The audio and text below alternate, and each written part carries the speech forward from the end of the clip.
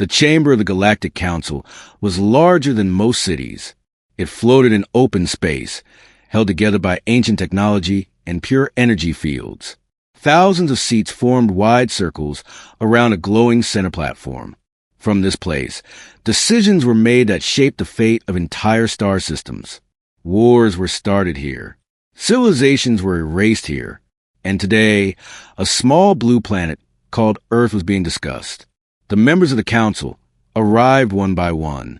Tall beings with silver skin, short ones covered in scales, floating forms made of light, creatures with too many eyes and others with none at all. Each race believed itself powerful. Each believed it had earned its place in the council through strength, intelligence, or conquest. The mood was relaxed. Some members spoke quietly among themselves. Others laughed. This was not a meeting call for danger. It was call for opportunity.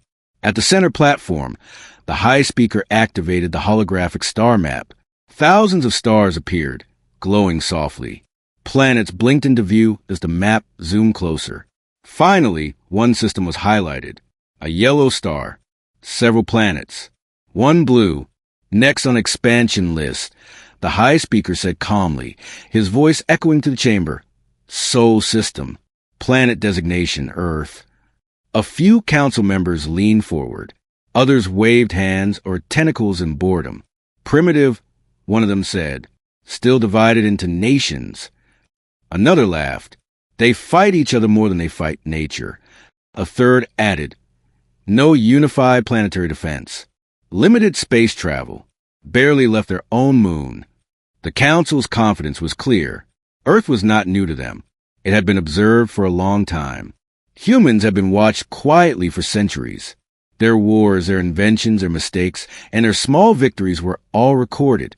They are loud, one member said with a smile, always sending signals into space. Music, stories, arguments. Yes, another replied, asking if they are alone. They should have stayed quiet. Laughter spread through the chamber. The high speaker raised a hand, and the room slowly became silent again. According to our analysts, he continued, Earth has resources we require. Water, metals, biological diversity. The planet is suitable for direct integration. That word, integration, sounded clean and simple, but everyone in the chamber knew what it meant. Earth would be taken.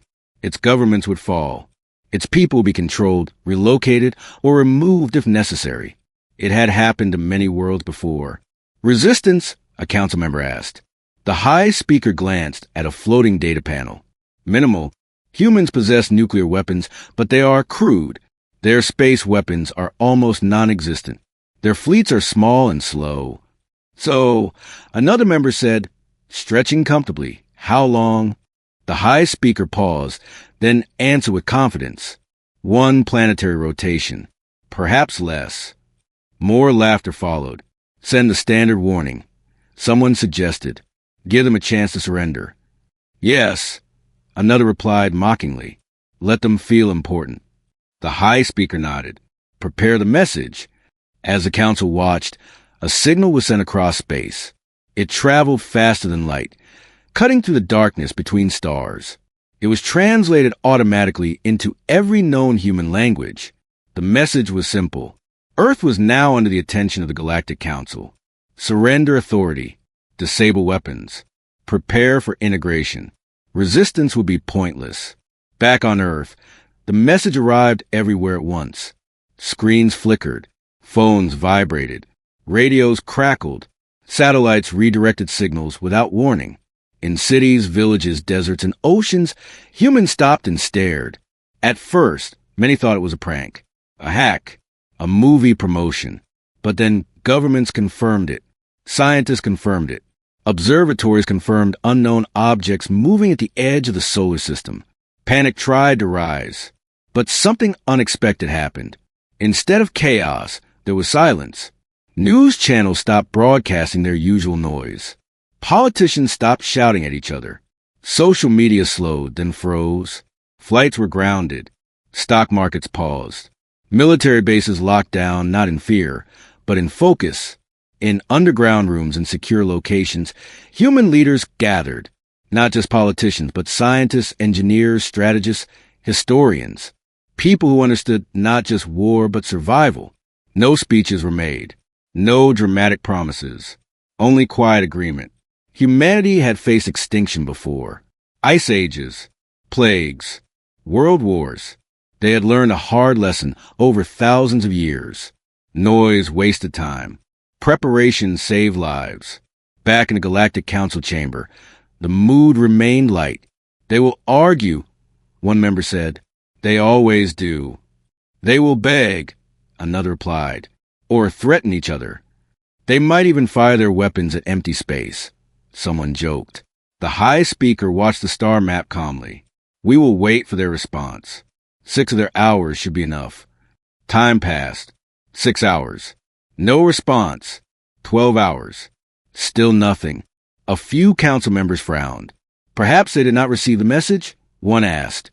Impossible, another answered. Our signal reached every device. Then they are in shock.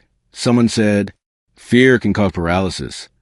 The high speaker nodded, but something in his expression had changed. Not fear. Curiosity.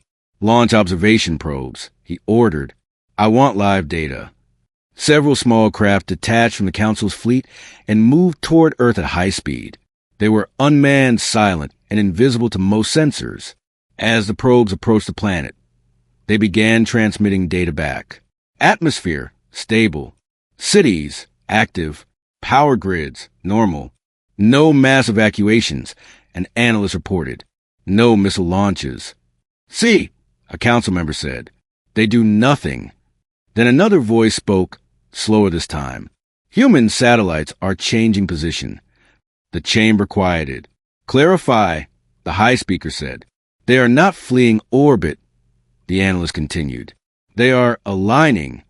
The holographic display shifted. Hundreds of tiny dots moved around Earth, forming patterns. Perfect lines. Perfect angles. That is unusual, someone murmured. Probably communication alignment. Another said quickly, they are trying to talk to each other. But then one by one, the satellites went dark. Not destroyed. Not falling.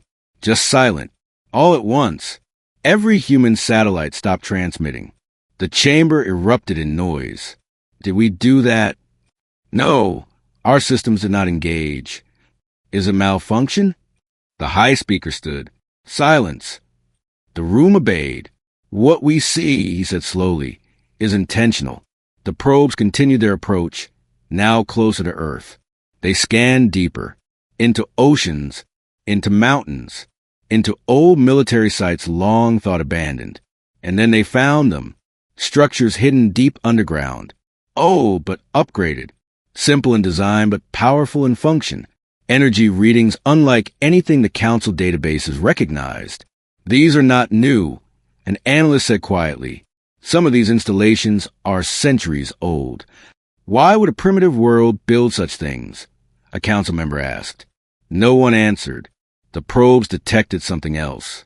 A global signal, not sent into space, but across the planet itself. Fast, encrypted, impossible to break. They are unified, the analyst said. All human governments, all military forces, one network.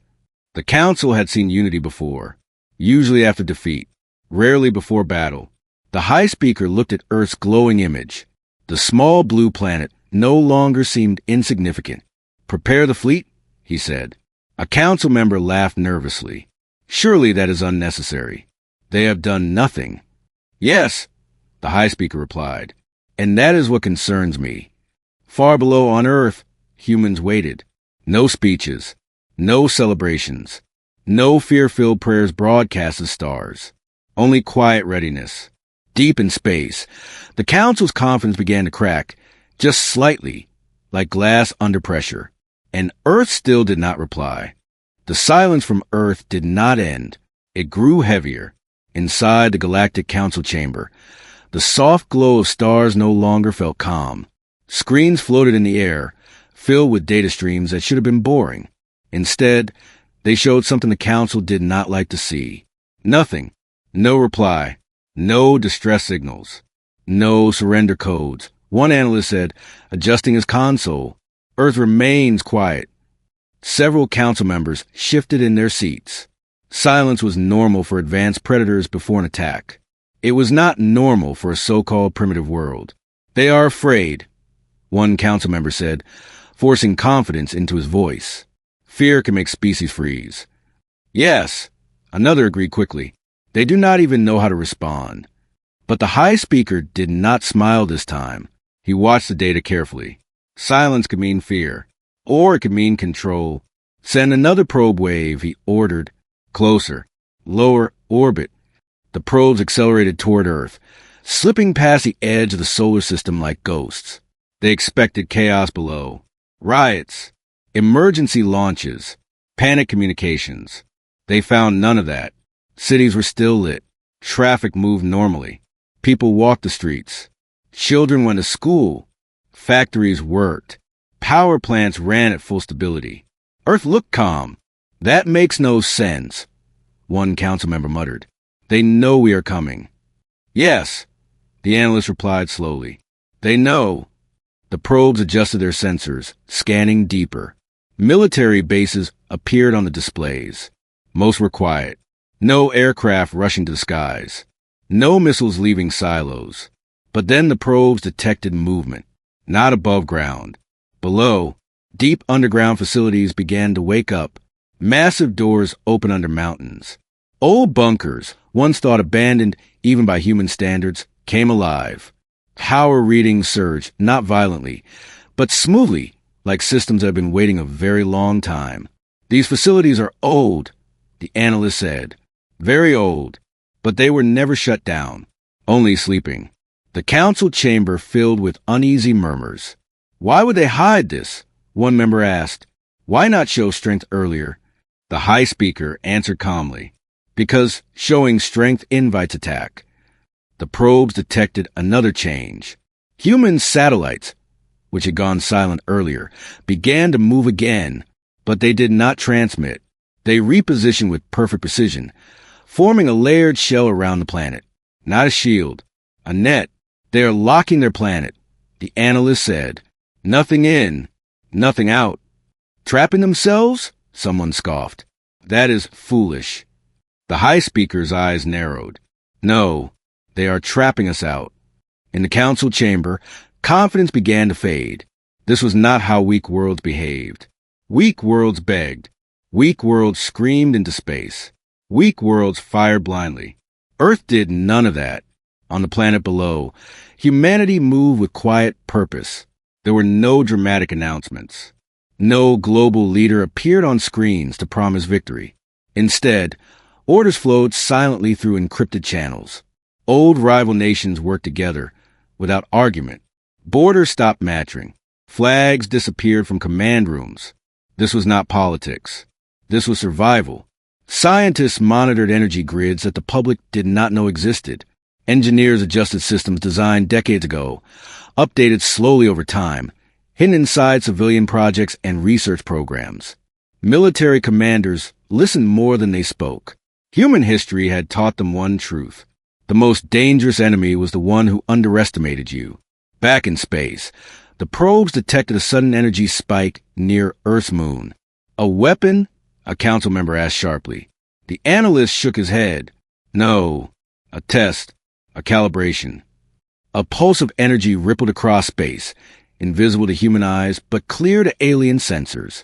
It was controlled, precise, powerful, too powerful. That energy output, the analyst whispered, is beyond what they should be capable of. Silence filled the chamber again, but this time it was not relaxed. It was tight, uncomfortable.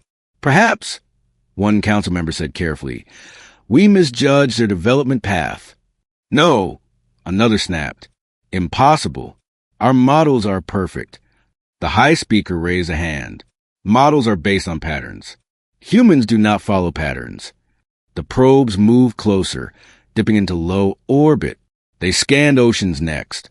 Deep beneath the waves, structures reflected back signals. Moving platforms. Hidden shipyards. Not massive fleets, but compact, efficient designs.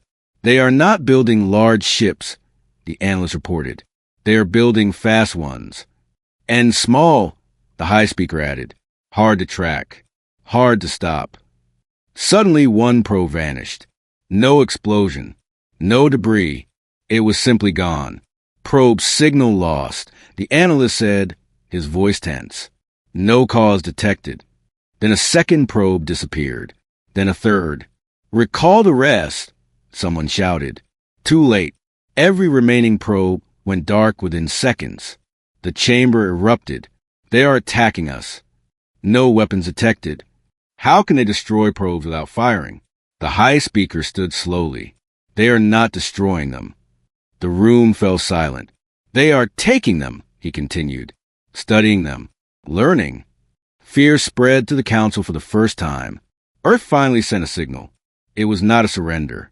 It was not a threat. It was short, simple, calm. Do not come closer.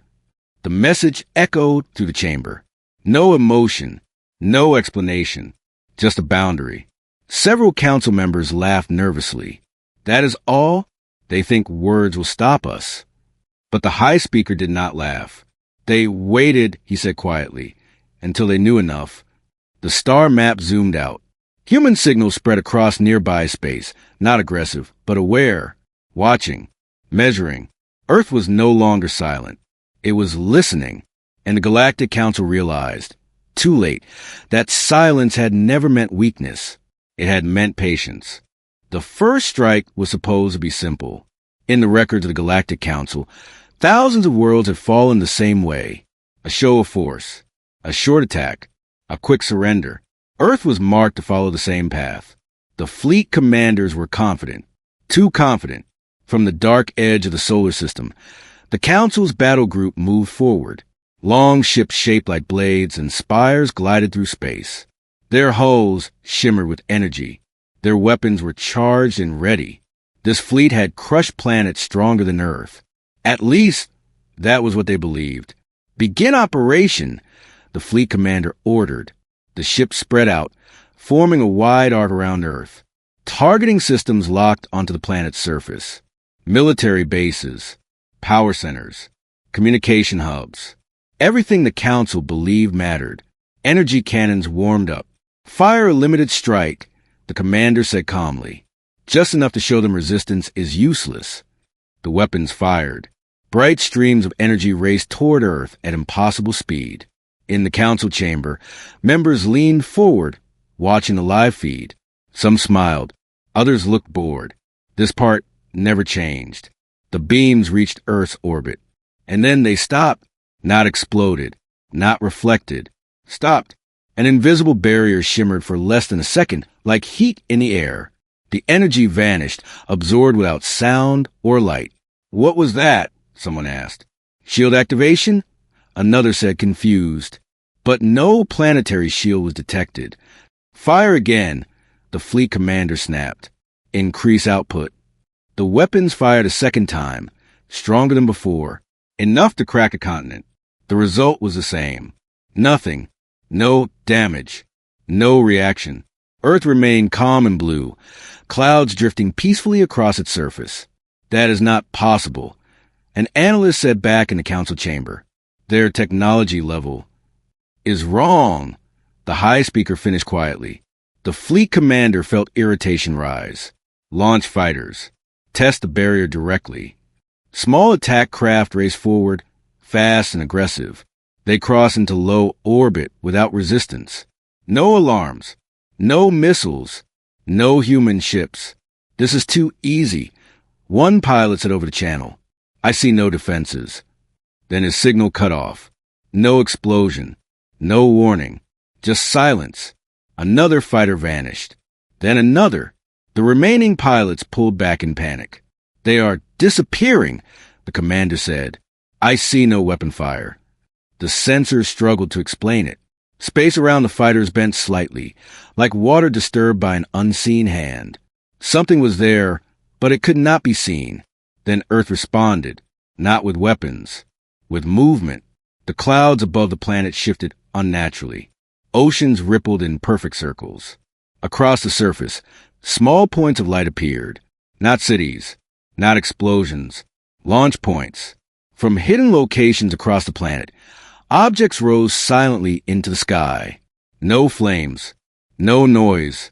They moved smoothly, almost gently, until they reached orbit. Human ships.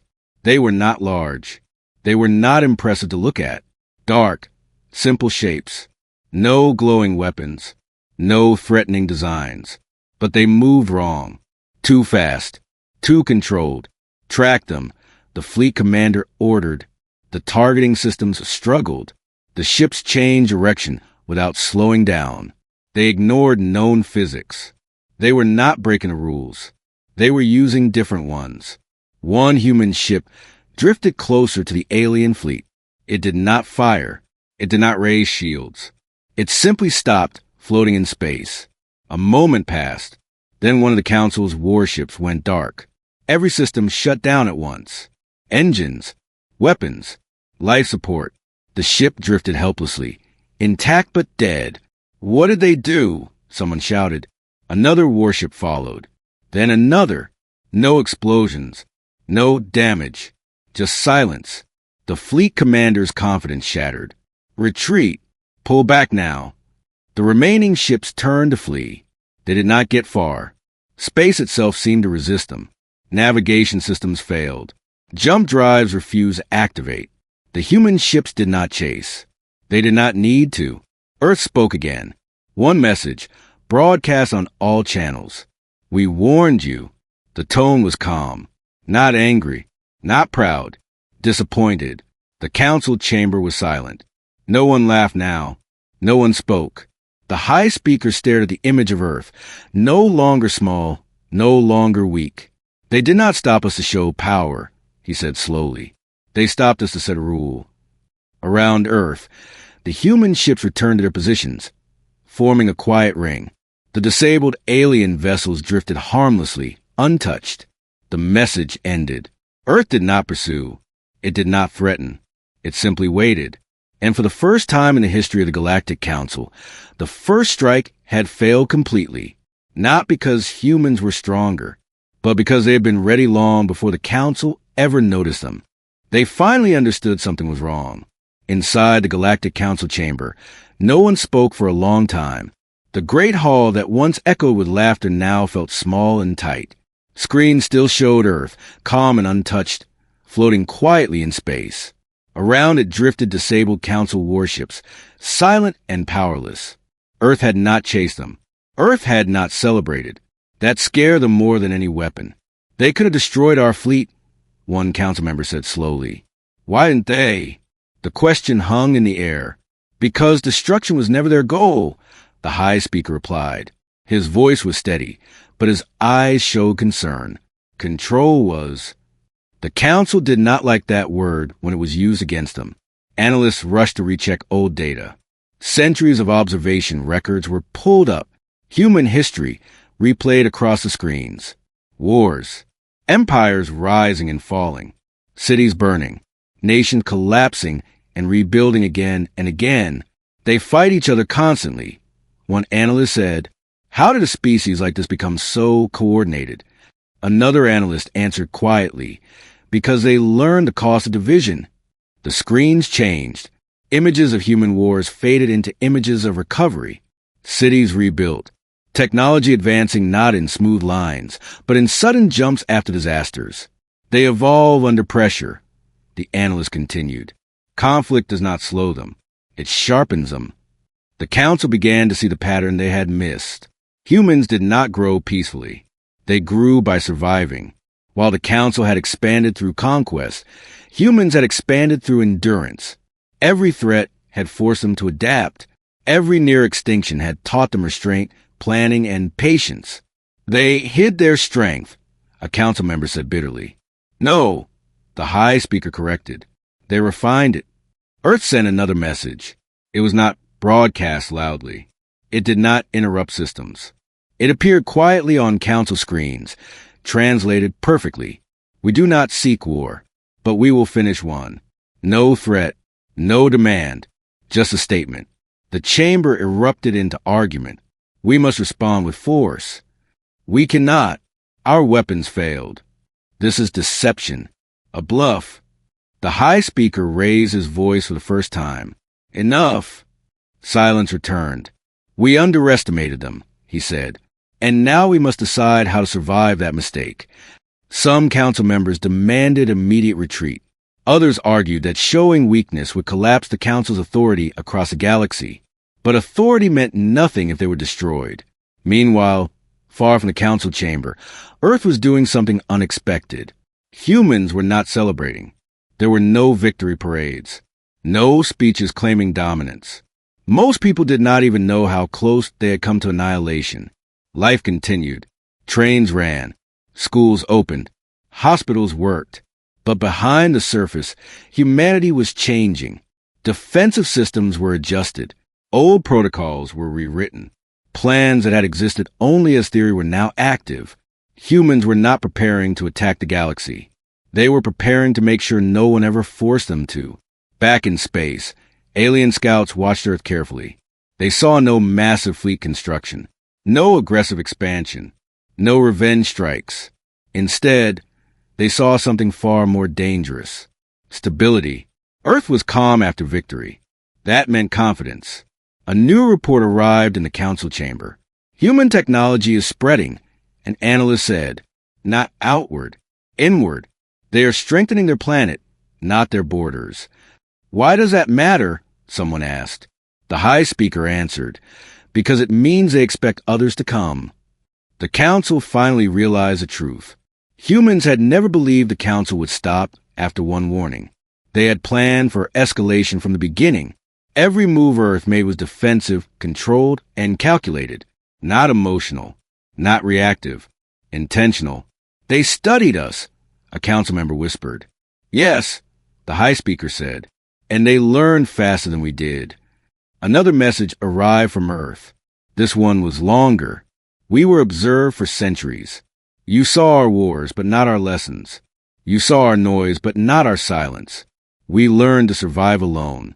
Now we can survive you. Some council members lowered their heads.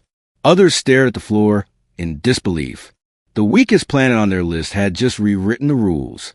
For the first time in its long history, the Galactic Council was no longer the most dangerous force in the room.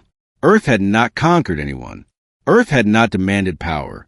It had simply proven one thing. Humanity was no longer prey, and the galaxy would never look at Earth the same way again. Panic did not arrive loudly in the Galactic Council. It arrived quietly, hiding behind calm voices and forced logic. Emergency lights dimmed and brightened softly across the great chamber, not because of damage, but because energy systems were being redirected. Defensive systems, backup systems, systems that had never been needed before. The council was afraid. They are still not attacking, one member said, trying to sound confident. That means we still control the situation. No one agreed out loud. Outside the chamber, the council fleet was in disarray. Ships drifted without power. Crews waited in silence, afraid to touch controls that no longer responded. Long-range sensors showed Earth clearly now, closer than ever before. And Earth was watching. They have not moved a single ship toward us, an analyst reported. No pursuit. No threats. That makes no sense, another replied. After what we did, they should be furious. The high speaker turned slowly. Humans do not fight like us. He gestured to the data wall. Human history appeared again. This time, the analysts focused not on wars, but on what came after them. Treaties, Cold Wars, long periods of tension without open conflict. They wait, the high speaker said. They pressure. They force mistakes. The chamber grew quieter. Then the first alarm sounded. Not from Earth, from the Council's outer territories. Report, the high speaker ordered. A junior analyst spoke, his voice tight. We are receiving multiple signals from border systems. Human vessels detected. The Council erupted. That's impossible. They were defending their own planet. They had no fleet capable of interstellar travel. The analyst swallowed. They do now. The star map shifted. Small markers appeared near Council control systems. Not large fleets. not invasions. Observers. They are not attacking, the analyst continued. They are arriving, calmly. Human ships appeared near trade routes, near military outposts, near communication relays, always at a safe distance, always silent. They are placing eyes everywhere, someone whispered. No, the high speaker corrected. They are placing presence. The council understood presence. It was how they had ruled for centuries. A reminder that power was close, watching, ready. Now it was being used against them. A council member stood abruptly. We must respond now. Full force, before they spread further. With what fleet? Another snapped. Half our ships are disabled, and they did that without firing a weapon. The room fell into heated argument. Voices rose. Accusations flew. Old rivalries surfaced. For the first time in generations, the council was not unified, and humans noticed. On Earth, data flowed quietly into command centers. Human analysts watched alien debates in real time, patterns of movement, communication delays, emotional spikes. They're fracturing, one strategist said calmly. Expected, another replied. Pressure is working. Humanity did not rush. They expanded slowly, carefully. Every ship was a message. We are here. We are calm. We are not afraid of you. Back in the council chamber, a new report arrived. Several member worlds are requesting clarification. An aide said, they are asking why humans are near their systems. The high speaker closed his eyes briefly. This was worse than an attack. Fear was spreading inside the council's own ranks. They will lose faith, a council member said. If we look weak. We are weak, another replied bitterly. At least weaker than we claimed. The high speaker stood. Enough. We will open communication. The chamber went still. With Earth? Someone asked. Yes, he answered. Before we lose control completely. A secure channel opened. No dramatic visuals. No threatening displays. Earth's representatives appeared. Not generals in armor.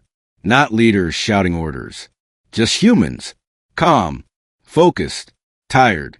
We did not come to destroy the council, the human speaker said evenly. We came to make sure you understood something. And what is that? The high speaker asked. That targeting Earth was your last mistake, the human replied. We will not attack your worlds. We will not take your systems. Relief flickered across some faces. But the human continued, we will never again allow you to decide our fate. Silence followed. Our ships are positioned to observe, the human said. Nothing more. Nothing less. If they are attacked, we will respond. A council member laughed nervously. You expect us to accept this? The human speaker met his gaze. You already are. The channel closed. In the chamber, no one moved. They had expected threats. Demands. Anger. Instead, Earth had done something far more dangerous. It had set limits. The council finally understood the truth. Humans were not trying to replace them. Humans were not seeking domination. They were removing the council's greatest weapon, fear. Because once fear was gone, the council was just another group of voices in a very large galaxy. And Earth had just proven it did not need permission to exist. For the first time in its long history, the Galactic Council was no longer in control of the future. Humanity was. The galaxy waited. After the shock, after the fear, after the quiet spread of human ships across council space, everything slowed down. No attacks came. No new fleets moved. It was as if the universe itself was holding its breath. Inside the Galactic Council chamber, the atmosphere was heavy, not with noise, but with thought. Every member understood one thing now. This moment would decide everything. The high speaker stood alone at the center platform. Around him, the council seats were filled, but the confidence that once defined them was gone. These were not conquerors today. They were survivors trying to stay relevant. We can no longer pretend, the high speaker said. Earth has proven its strength. Some members nodded. Others looked away. They disabled our fleets without destruction, he continued. They placed ships across our territory without invasion. They spoke to us without fear. A council member hissed softly. They humiliated us. No, the high speaker replied. They warned us. A signal arrived. This time it was not sudden. It was scheduled, polite, formally requested. Earth wished to speak again. The chamber hesitated. Accept, the high speaker said at last. The channel opened. Earth's representatives appeared once more. The same calm faces. No military uniforms. No symbols of power. Just humans, sitting in a simple room.